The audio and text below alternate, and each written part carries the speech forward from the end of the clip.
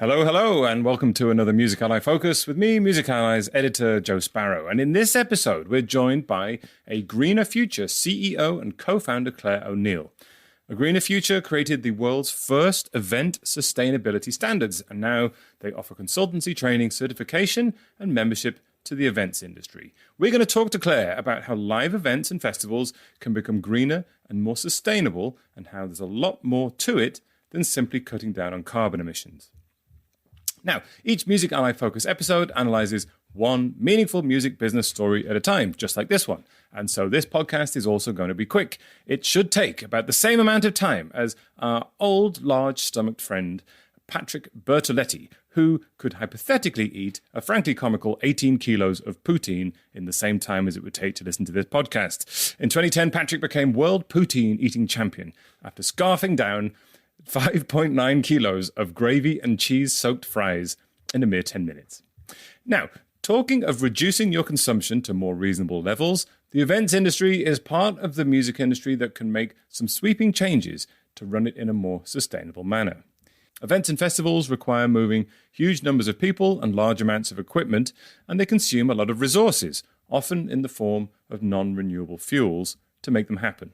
But punters, artists, and industry workers alike increasingly want to be taking part in events that are not damaging the planet. And yet, events are complicated and have many stakeholders. So how do you do it? Well, Claire O'Neill and A Greener Future say that they help you to find the path through to, well, a greener future. Let's speak to Claire now. So I'm thrilled to welcome to the podcast A Greener Future CEO and co-founder, Claire O'Neill. Hi, Claire. Hi, great to be here. A pleasure. Now, let's just kick off with some basics. Can you tell us what you do at A Greener Future and why you are doing what you are doing?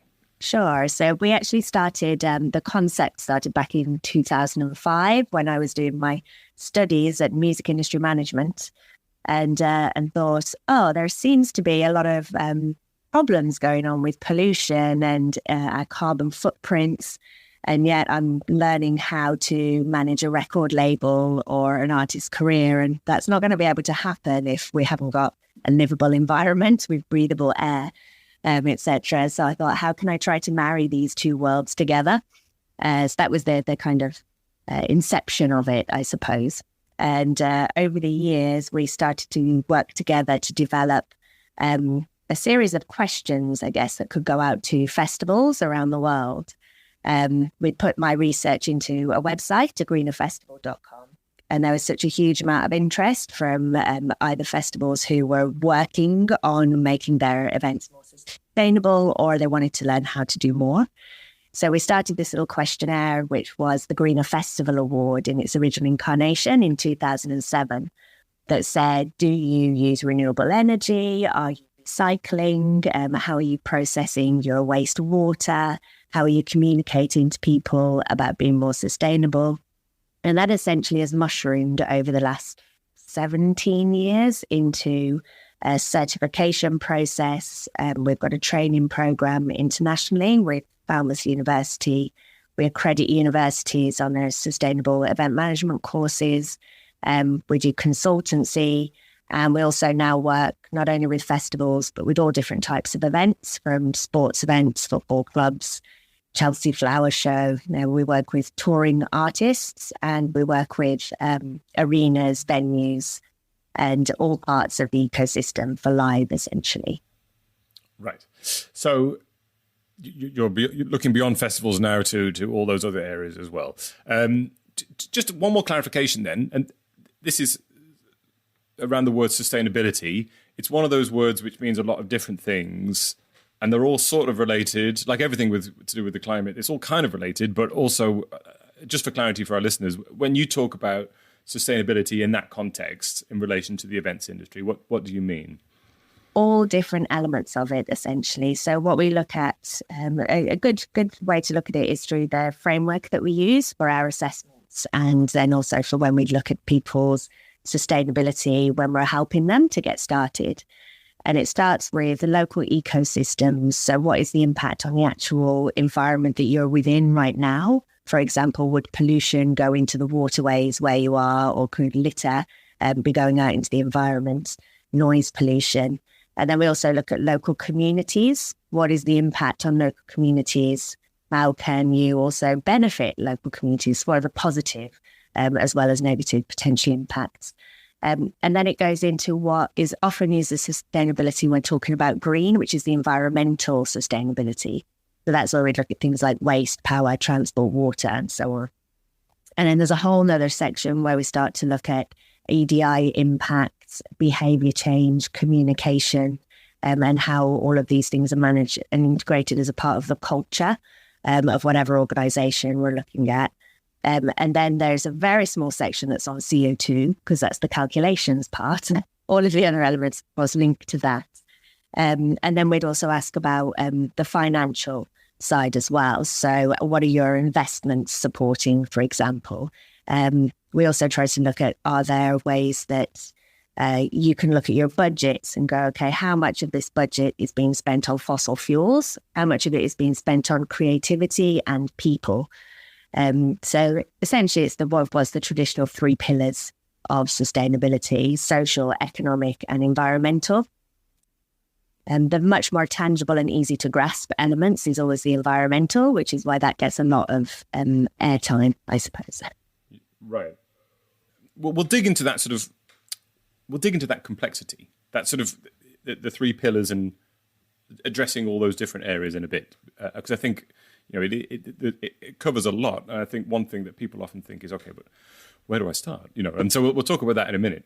But what is AGF's main message to people and businesses that work in the events industry, and obviously particularly in the music events industry, whether that's a touring artist or a festival? Well, our current main message is that we need to be taking ourselves away from a dependence on fossil fuels, because at the moment our success stories in the music industry are turning, let's take an artist's career as an example. As an artist becomes more successful, we find ways to burn more fossil fuels to celebrate the success of that artist. Be that with more trucking, with more transport, with more movements of people, with bigger productions. So it's how can we actually take something that's a very positive thing that our industry are supporting, whether that's the growth of an event, the growth of an artist's career, the growth of a brand, and turn that into something that has a positive, almost regenerative impact rather than an extractive and depletive impact. And the reason that there's a real focus on fossil fuels at the moment is because that's kind of at the foundation of many things. When we're looking at climate change, or when we're looking at climate justice, when we're looking at biodiversity impacts and losses, if we're to continue extracting and burning fossil fuels, then we are like, none of the other initiatives are going to be able to succeed because of the environment that we're existing within. So that's a very fundamental, simple way of kind of reducing it down, whilst it's not an easy task, of course.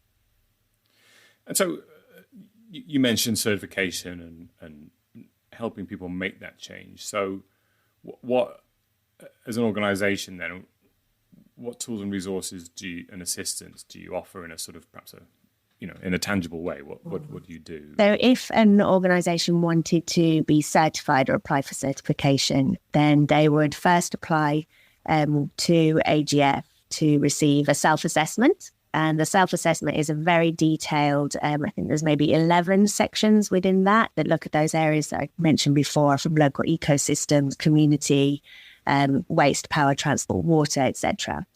And it's very guided, because each of the questions is essentially leading in a way. It says, do you do this? Do you implement this? And then you can give answers based upon what you're implementing on site, or it might be that you're not yet there. And then there's guidance that comes with that about how to look at answering the questions, or how to speak to the auditors about how to implement those. Then an auditor will come onto site to look at what's actually being implemented on the ground, because what we've found over the years is that some events will talk about things they've done, and of course things don't always go to plan. So something might be planned for and then happen during the event. But equally, some festivals have done incredible and very unique and pioneering work but don't even realize that that is pioneering or unique and don't include it in their audits. So we found a lot of real positives for doing those site visits as well. And another great result that we found from doing this over all these years, which is the reason that we've carried on, is that it really spurs, I suppose, the purpose and the inspiration behind getting the job done of improving things for sustainability. Because if you've got an external organization coming in to look at what's happening, then as an organizer, for instance, you can go to your power contractor or market manager, site manager, toilet company, etc., and say, we're being audited, or this is happening. Like, what are you doing? Can you give us this information? How can we improve this? Are these things being put in place? So that's a real good tool for event organizers in that respect. Following the event, we also require evidence. So, for example, if somebody has submitted their recycling figures or what's happened with their waste, we'd require from them their waste transfer notes to prove this is where it's gone, this is how much was dealt with, or fuel bills, energy bills, things like that. And then this all goes into the assessor's report, and a feedback report is given that says you've achieved X, Y, Z in your various different, what would you call them, sections of the assessment. So you might have scored excellent in waste, but improvers in water, for example. And then we'd be able to give feedback in each of those categories to help the festival to improve. Yeah. Now, why do people specifically want to do, for instance, the certification? What is it? What's their motivation for doing it? And what does it then allow them to do once they've been certified? It's quite varied, actually. And bearing in mind, because we've been doing it for over 15 years, the needs and wants have changed over time as well. So for some organizations, they really want to beat their competitor and they want to be like, we're better than you. So that's one. You can weaponize that. That's fine. Yeah. In other circumstances, it can be used as a tool. For instance, if you're doing a tender process, or if you have other kind of requirements to evidence your sustainability, that's become more frequent in recent years, because when we began, we were really just raising awareness and trying to give a reason for anyone to do it. And so then the Greener Festival Award that we started was a reason for people to do anything, because they weren't necessarily thinking about it. Whereas now it's a requirement, and it's going to become more and more of a requirement to evidence your sustainability. And so that is that, for example, for events or people looking for funding, for instance, it could be a requirement for funding or permission or something like that. Exactly. I remember there was one year, this is quite a while ago now, we suddenly got lots of applications from Spain. And we were thinking, what's going on in Spain? And so we found out that there was a fund that was happening for the creative industries where you needed to evidence your sustainability in order to be able to access that. But the way that the certification that we do, the way that that's structured, it isn't just a stamp, because the process of it, and this is the reason that we even work, that we even do it, is because it offers how to make improvements as well. So, and the process of going through the certification process is a tool to learn how to do better and a tool to instigate action. And that's the main purpose from our side. However, we've, in recent years, we started to do the sustainability diagnosis, which is a separate thing from a certification. And that's where, if you're not looking for an actual badge, shall we say, you can still go through that process of, looking under the bonnet, what's our current carbon impact? We do carbon assessments as well, and net zero strategies. Where are we currently sitting at? What are the things that we need to improve upon, and how can we implement that? And when we work with people in that case, there's separate teams. We've got independent auditors who are outside of the organisation, and then we've got a consultancy team who can actually help people to do the work as well and to implement it on the ground. Right. The hands-on help has become very popular in recent years as well, because people really want to know how to be able to implement these things rather than only being audited externally. Yeah. So, I've talked about this with people for a few years, and every year that passes, it gets a bit easier to sort of for people to be able to picture what they can do to do this, because there are more examples and case studies. Of course, the very obvious one recently is Coldplay's World Tour, which is sort of an experiment in doing their tour in a more environmentally sustainable way, and there's lots of compromises in there, but it's becoming this sort of very visible example, and that's a big one, obviously. But what other good examples are there of music events or approaches to touring, for instance, that people who are listening can sort of take inspiration from or rip off? So one of the things that we did in 2019 was looked deeply into the sustainability of the tour of Bring Me the Horizon, and it was the first arena tour back after the pandemic. I think it was only 7 dates, but like I say, first of all, back after the pandemic, so there was quite a lot of, going from a standing start.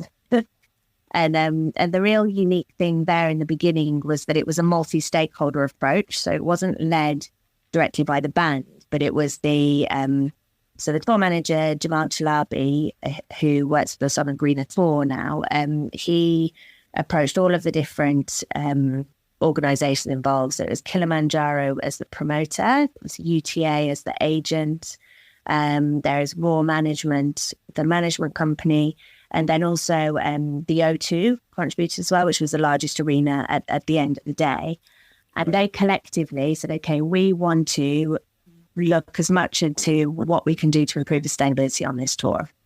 So that multi-stakeholder approach was a first that I'd seen in the music industry, rather than kind of it being pointed like, no, it's their responsibility. No, it's their responsibility. I'm not going to do something until they have. It was a joint effort.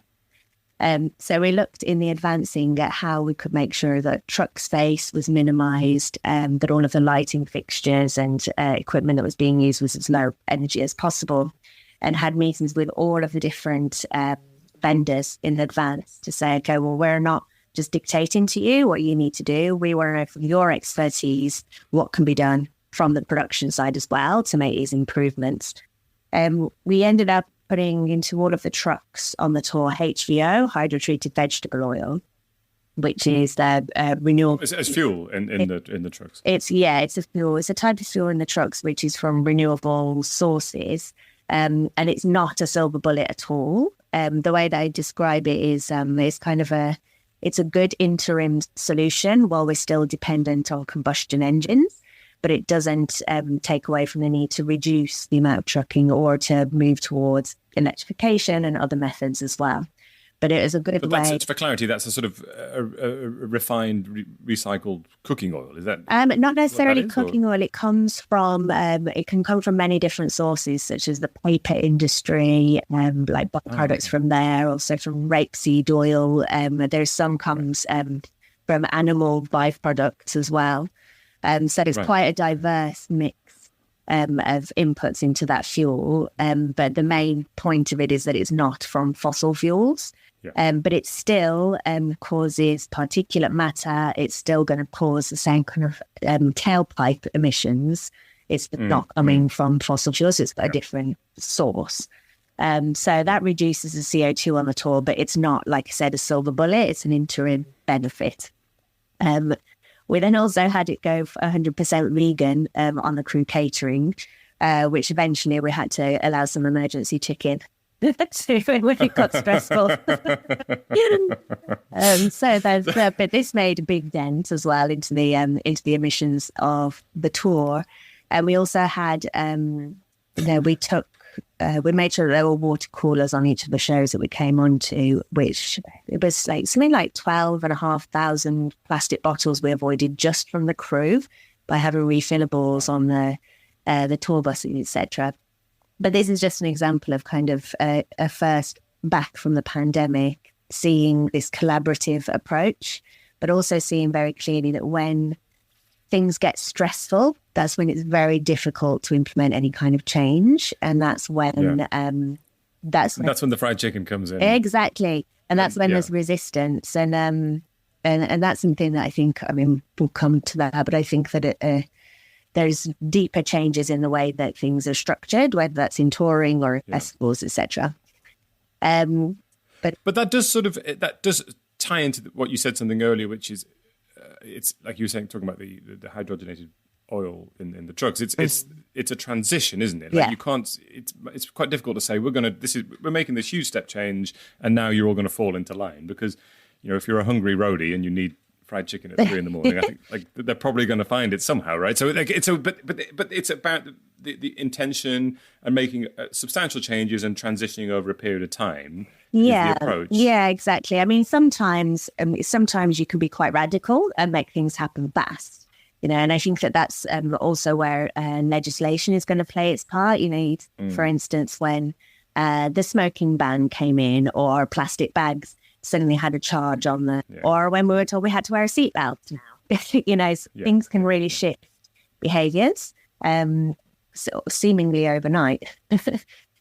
But there is also the transition approach that is really needed, and that's something we need to remember sometimes, or me especially, because I've been working on it for 20 years. So sometimes I'm like, come on, and I have to remember, everybody hasn't been like that is for 20 years. So okay.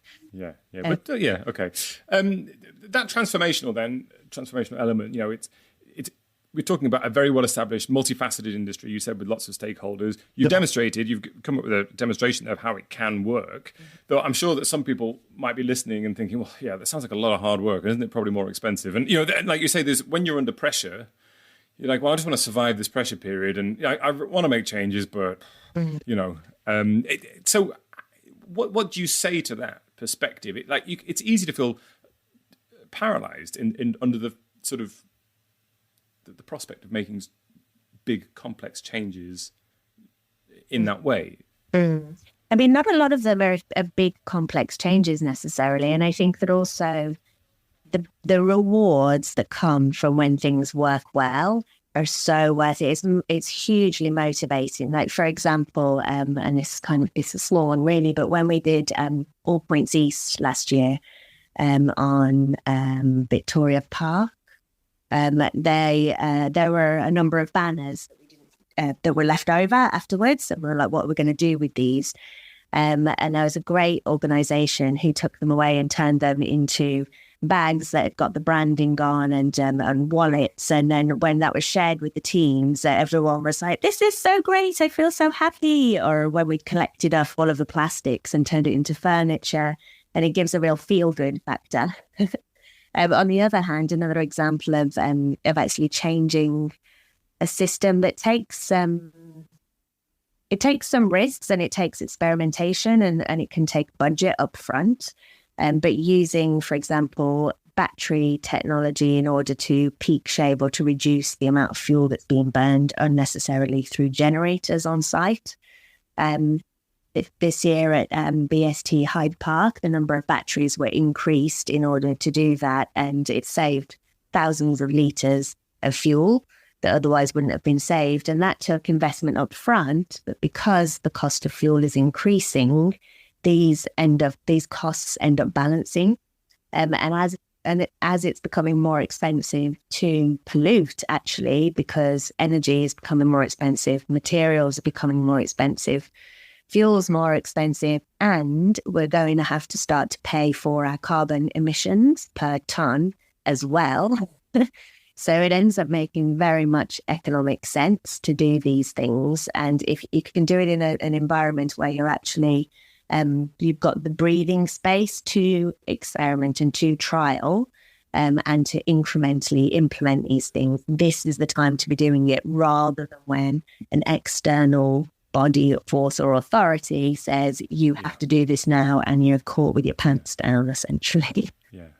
And I guess as well, it's about a sort of wider societal understanding and perhaps recognition of these things. Like you say, the concept in, let's say, the past 40 years of planning long term, like buying the battery versus buying a diesel, renting a diesel generator and buying some diesel is a good example. A battery costs a lot more upfront, and but it will pay you back over time. And perhaps as people are starting to recognise this, perhaps as we're seeing more electric cars on the road and people are becoming more sort of familiar with that, then that it's a sort of societal step change and approach, isn't it? That is perhaps going to bleed into this and encourage these things as well. Yeah, and I think that's an important point, because they're festivals, any kind of event, any tour, the music industry doesn't operate in a vacuum to the rest of industries and governments.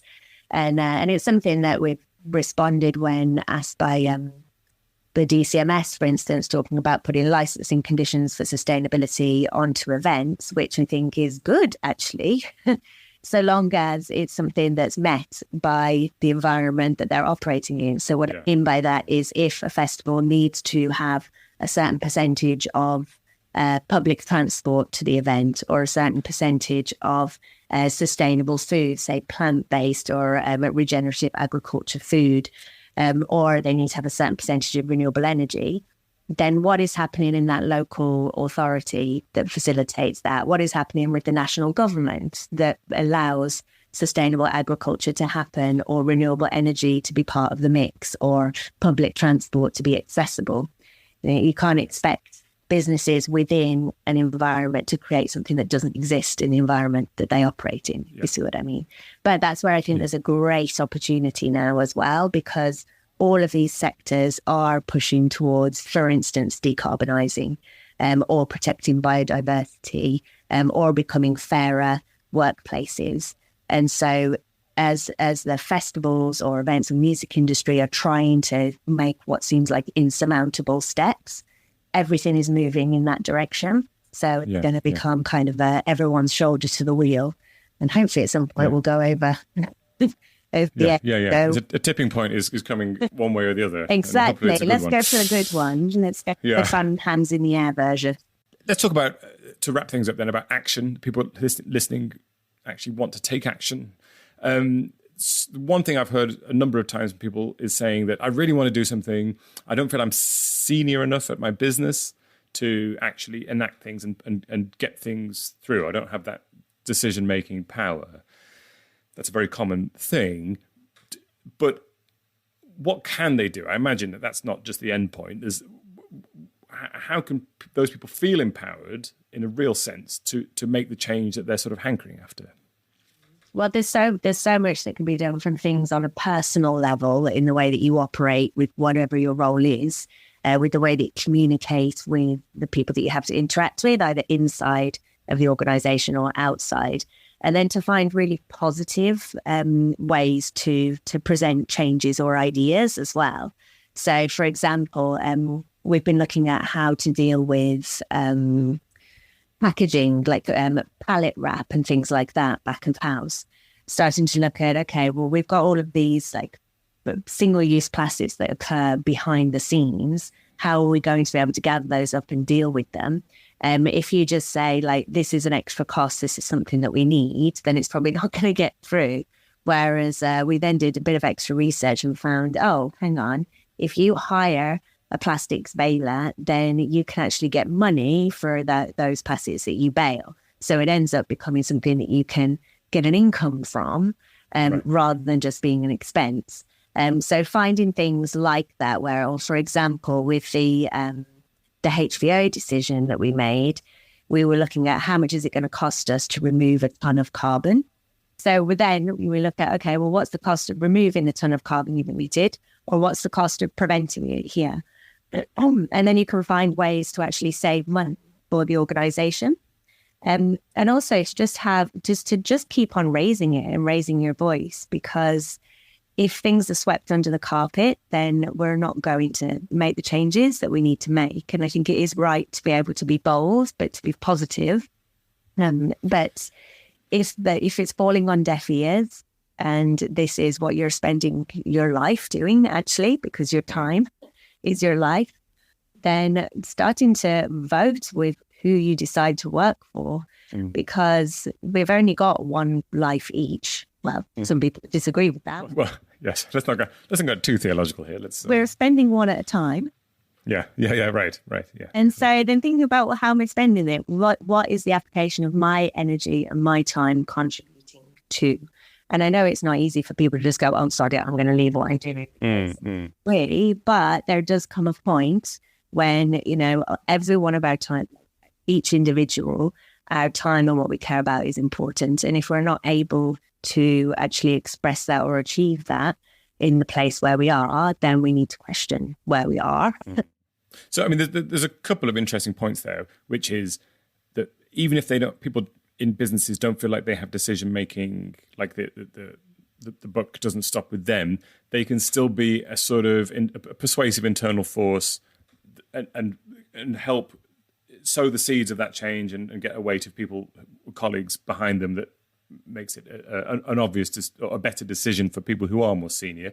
And then the second thing, which is interesting there, which is, and we've talked about this before on the podcast with other people, which is, bring a solution, not a problem, and ideally state the business case for that solution. And it's about changing sort of business practices and saying, well, look, this isn't just about being a goody-goody. You can make money doing this, and that's always a very persuasive argument, right? And then, of course, there is that third point there, which is about intent, and I imagine that this is going to be, as we see this sort of younger, highly motivated generation emerge into the workforce, this is going to have a bigger part to play, isn't it? Where people are saying, like, look, if you don't have a good sustainability policy, I'm not going to work for you, and I'm going to go to someone who does. And the same, I guess, with people buying tickets to festivals and events, they're going to start saying this as well. Exactly. I mean, people want something that's not just going to pay the bills. It needs to be fulfilling and speaking to what they care about. And especially with the younger generation, this topic, is what they've been raised in. Anyone who was born in the 80s in the UK had this impression that, things are just going to get better as time goes on. Whereas anyone that was born after 2000 has been given the impression that things are going to get worse. It's quite a different world framing to be born into and to perceive. And there's going to be significant changes coming up. And I mean, the music industry especially, who never learn, which we know. My first job was in a record label where I was a new media manager. And this was doing the switch from all of the vinyl back catalogs and new releases onto Spotify. Napster had just gone down. iTunes had just come into the charts for the first time. And you could buy a ringtone for £3.99 on Nokia 3210. And there was a lot of debate happening then about, this is a new format. The music industry need to move with it. They need to not be fighting against it. It had happened previously with other formats in the past. And now we're talking about, with the advent of AI and all of these other new technological playing fields, which is kind of exponentially more, it's significantly. Yes, I mean, the AI and sustainability conversation is one for another time because it's enormous. But I read something very interesting recently, and I can't remember who it was, saying that the way that AI is going to affect, for example, the booking industry and sort of essentially helping plan a much more efficiently coordinated tour.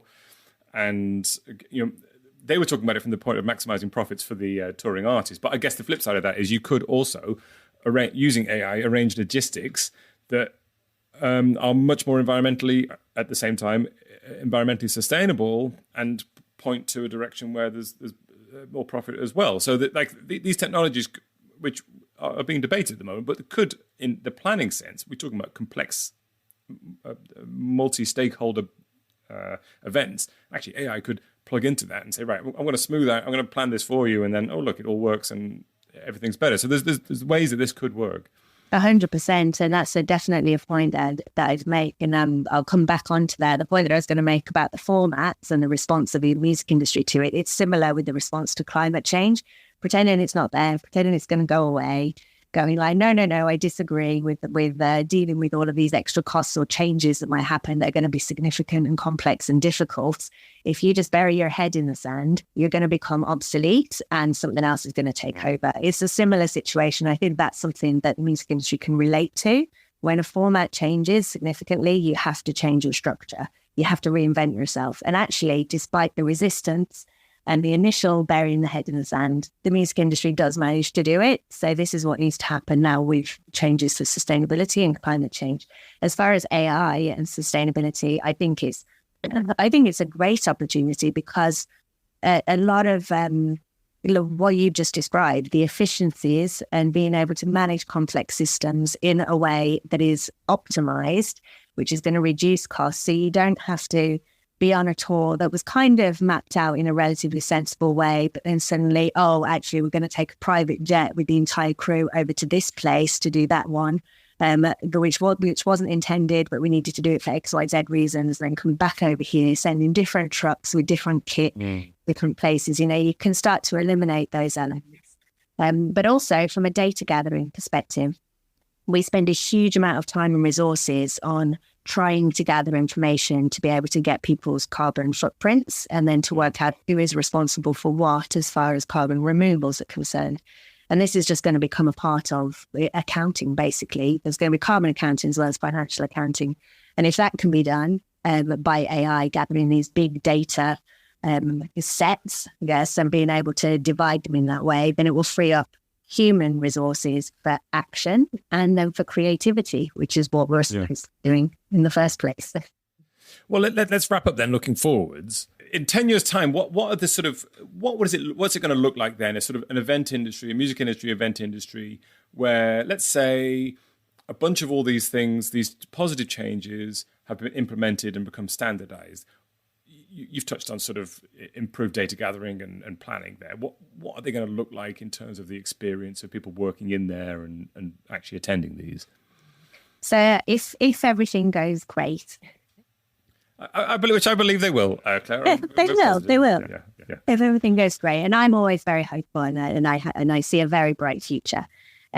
So one of the things is that the systems will be circular. So when you go into an event, be that a festival or a venue, then anything that you eat or drink is going to have a compost byproduct, which is then going to go towards growing the materials that are needed in order to produce that kind of food and drinks again, or indeed to make other materials that can be used for things like serveware, for example. Yeah. Water systems, it won't just be a matter of flushing everything away down a drainage system to deal with a big chemical process elsewhere. There'll be a lot more efficiency and circularity in the water systems. So that, because that, we're talking a lot about carbon now, water, it's such a precious thing that we're going to need to find ways to make that as conserved and clean as possible. So that will be a lot more internal as well. And then energy, 100% renewable energy, and a lot more of it will be decentralized, which takes a lot of the financial pressures off venues or off festivals. As far as festival sites, there will be more permanent festival sites where you have mains electricity, you've got mains sewage, the transport networks are connected well, but it's still a beautiful, wild-free environment. But what's more, any time that an action is taken, whether it's having a drink or whatever food you're eating or whatever concert you go to or festival you attend, the application of that energy is going to have more of a regenerative impact on the planet rather than a depletive impact. So instead of us being an extractive civilization and industry, we become a regenerative civilization industry so that we can party very happily whilst making an abundance of biodiversity and enhancing life for everybody.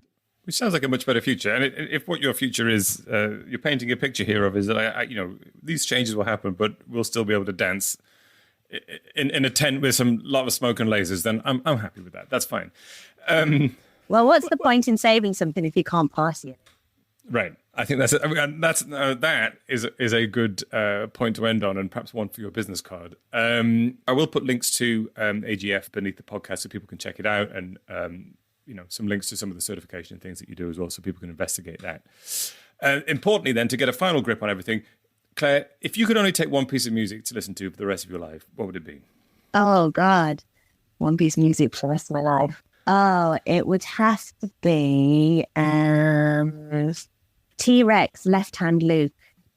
Really? Okay. That sounds okay. Great. Why Left Hand? I do love T-Rex so much, and that's one of my favorites. I mean, here's like one that gets you wanting to party off into the cosmos and the future. So what better than T-Rex? Fantastic. Yeah, I'm fully behind that. I'll put a link to that beneath the podcast as well. Great. Okay. So, Claire O'Neill, thank you very much. Thank you. Okay, that's it. And if you were inspired to try and find ways of making your event or your festival or anything that you do more sustainable and green, you can check out the link to A Greener Future below the podcast. Big thanks to Claire for joining us. And if you found that useful, please share this podcast on with someone else who you think will learn something from it. If you want to get in touch, I would love to hear from you as ever. You can email me. It's Joe, Joe, @musically.com. We also have a free weekly email called The Knowledge, which rounds up bits and pieces of the best analysis, news, marketing insight, and skills from across Music Ally's very broad range of industry-leading stuff. So sign up and impress your friends. Links are below the podcast as ever. Thank you for joining us here on Music Ally Focus. I've been Joe Sparrow, you've been you, and until next time, farewell.